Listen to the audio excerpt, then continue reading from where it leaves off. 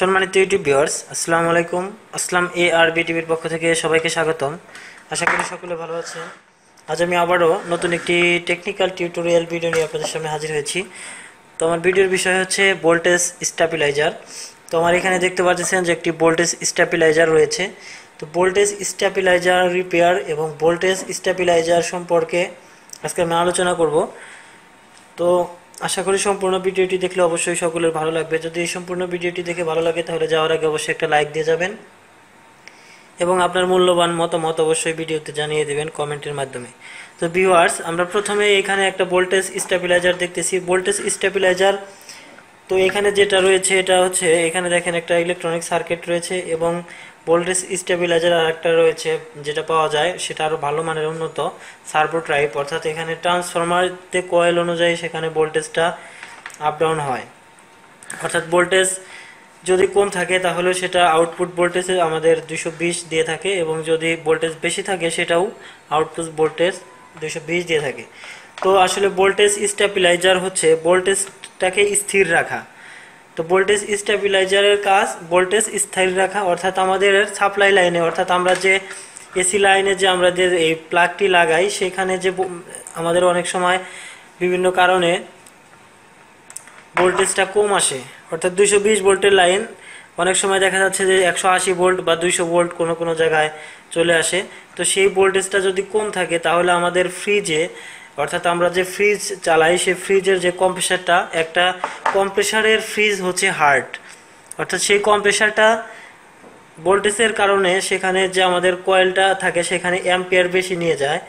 তো অ্যাম্পিয়ারটা বেশি নেওয়ার ফলে তখন কিন্তু আসলে সেই কয়েলটা পুড়ে যেতে পারে বা কম্প্রেসারটা নষ্ট হয়ে যেতে পারে। তো একটা ফ্রিজের মূল যেহেতু কম্প্রেসার বলা হয় অর্থাৎ হার্ট, তো সেই জন্য আসলে কম্প্রেসারকে প্রোটেকশন দেওয়ার জন্য কম্প্রেসারের ভোল্টেজটা যাতে স্থির থাকে সেই জন্য এখানে ভোল্টেজ স্টেবিলাইজার ব্যবহার করা হয়।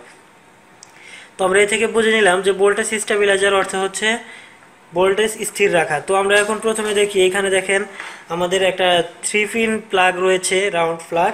তো 3 পিন প্লাগটা এখানে আমাদের যে লাইনটা নিয়ে আসছে এখানে প্রথমে, তো এখানে দেখেন এই যে আমাদের একটা হচ্ছে ফেজ তার এবং একটা হচ্ছে নিউট্রাল তার। তো আউটপুটে আমাদের এখানে দেখেন একটা আউটপুটে আমাদের এই পাশে একটা সকেট রয়েছে, অবশ্যই দেখতে পাচ্ছেন। তো এখানে দেখেন আউটপুটে যে আমাদের সকেটটি রয়েছে এখানেও ফেজ নিউট্রাল আর্থ রয়েছে, যদিও আমাদের এখানে যে ভোল্টেজ স্টেবিলাইজারটি সেখানে কিন্তু আর্থ করা নেই। তো এটা আসলে আমাদের উচিত ছিল এটা যে কোম্পানি তৈরি করেছে এখানে আর্থ কানেকশন করা। তো এখানে শুধুমাত্র আর্থিং এর সিম্বল দিয়ে দিয়েছে, কিন্তু ভিতরে দেখেন এখানে আসলে একটি কেবল নেই। তো এখানে আসলে এটা বড় ধরনের একটা মানে দুর্নীতি বলা যায়, যেহেতু এখানে আর্থিং এর সিম্বল দিয়ে রাখছে এবং এখানে একটা প্লাগও দিয়ে 3 পিন লাগিয়ে রাখছে প্লাগটা, তো এখানে কিন্তু কেবল নেই। তো যাই হোক ভিউয়ার্স, সে বিষয়ে আমি আজকে কথা বলবো না, এখানে কথা বলছি এখানে মূলত দেখেন ফেজটাটি দেখেন এখানে একটা ফিউজের মাধ্যমে, অর্থাৎ আমাদের এখানে আউটপুটে ভোল্টেজে যদি কোনো সমস্যা হয় বা সার্কিটে যদি কোনো সমস্যা হয় তাহলে এখানে এই ফিউজটি দিয়ে আমরা চেক করতে পারবো। অর্থাৎ এইখানে যদি সার্কিটটিতে কাজ না করে আউটপুটে, তাহলে কিন্তু আমরা অবশ্যই এখানে আমরা যে প্রথমে ফিউজটি রয়েছে সেই ফিউজটি এখানে আমরা খুলে অবশ্যই আমরা চেক করব। Please subscribe my channel and press the bell icon. তো ফিউজ থেকে এখানে দেখেন আমাদের যে নিউট্রাল তারটি আউটপুটের সকেটের এক পাশে লেগে গেছে এবং এখান থেকে শর্ট করে নিয়ে আমাদের এখানে যে ইলেকট্রনিক যে সার্কিট, দুটি রিলে কন্ট্রোল করার জন্য যেখানে সার্কিটটি রয়েছে এখানে দেখেন সেই সার্কিটে একটা নিউট্রাল এবং ফেজ উভয়ই চলে আসছে। তো ফেজটা সাধারণত এখানে একটা ফিউজ কানেকশন সিরিজে কানেকশন হয়ে এখানে এই যে হলুদ যে তারটি এখানে ফেজ এবং এইখানে দেখুন এই যে কমলা কালার যে তারটি সেই তারটি হচ্ছে নিউট্রাল। তো এখানেও দেখেন ঠিক একইভাবে আসার আগে এখানে একটা সুইচ হয়ে আসছে, অর্থাৎ আমরা চাইলে এখানে অফ করে রাখতে পারবো।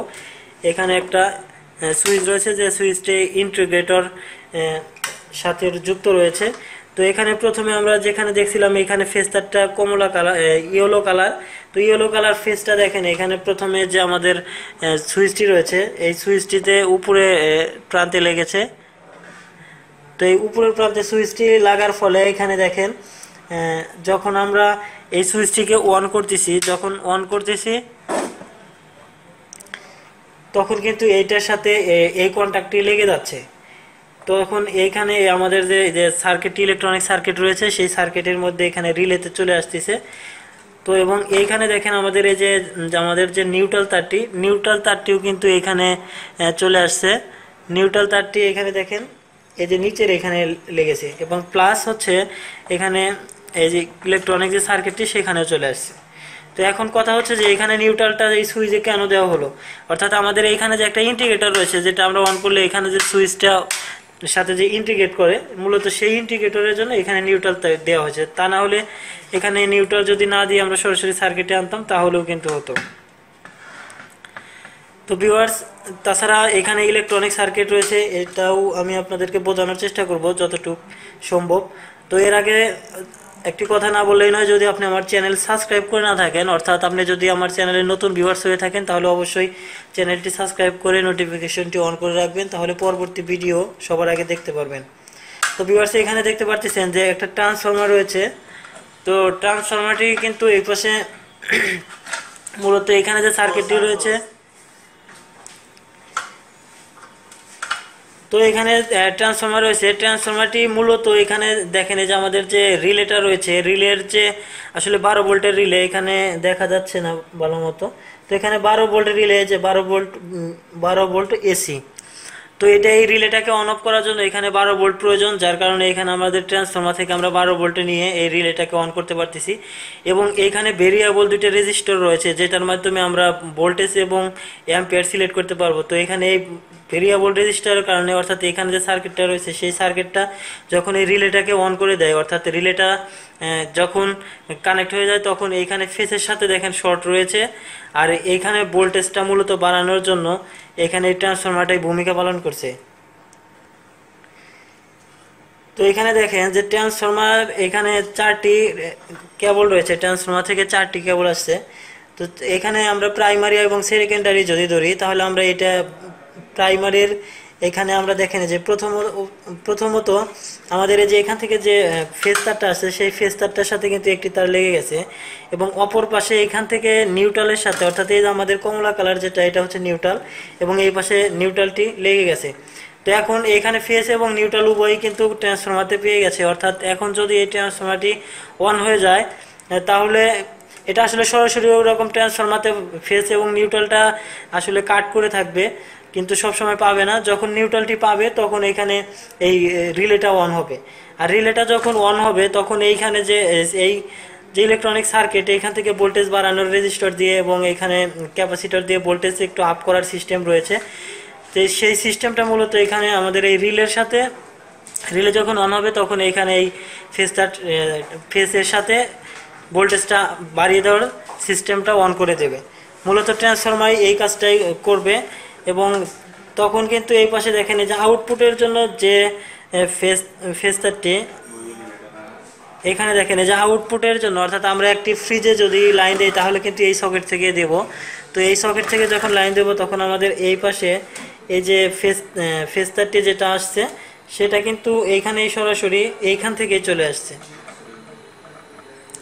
এখানে দেখেন একটি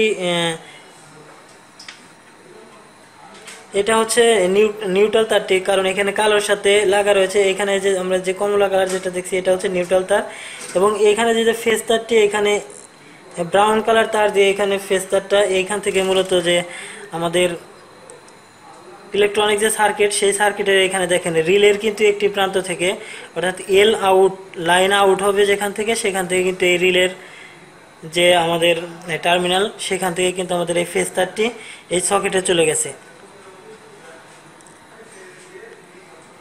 তো এইখান থেকে এই রিলে থেকে যখন এখানে আমাদের এই সকেটটিতে লাইন আসবে, তাহলে তখন কিন্তু এই সার্কিটের মাধ্যমেই ভোল্টেজ আপ এবং ডাউন দুটোই হবে। তো ম্যাক্সিমাম সময় এটা ভোল্টেজ আপের দিকে কাজ করে থাকে, কারণ লাইনে ভোল্টেজ সবসময় কম থাকে।